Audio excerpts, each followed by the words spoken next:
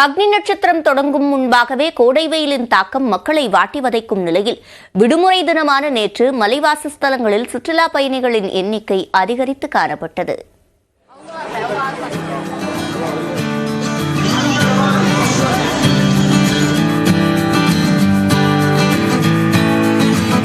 உதகையில் கோடை சீசன் தொடங்கியுள்ள நிலையில் குழு காலநிலையை அனுபவிக்க ஏராளமான சுற்றுலா பயணிகள் குவிந்தனர். உதகை படகு இல்லத்தில் குவிந்த சுற்றுலா பயணிகள் மிதி படகு, இயந்திர படகு, துடுப்பு படகுகளில் சவாரி செய்து மகிழ்ந்தனர்.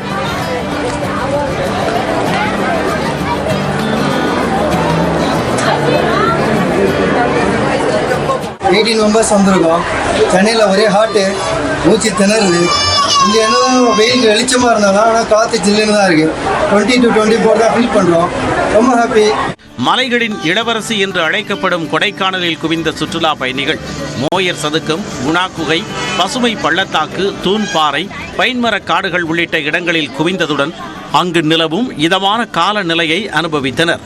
நட்சத்திர ஏரியில் படகு சவாரி செய்தும் பிரைன் பூங்காவில் பூக்கத் தொடங்கியுள்ள பூக்களையும் ரசித்தனர். குதிரை சவாரி, சைக்கிள் சவாரி செய்தும் உற்சாகமடைந்தனர்.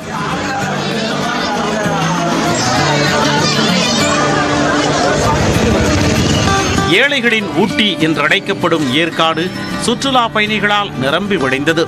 அண்ணா பூங்கா, ரோஜா தோட்டம், ஏரி பூங்கா ஆகிய இடங்களில் சுற்றுலா பயணிகளை குடும்பமாக காண முடிந்தது. இதேபோல் ஏற்காடு ஏரி படகு துறையில் சுற்றுலா பயணிகள் படகு சவாரி செய்தனர்.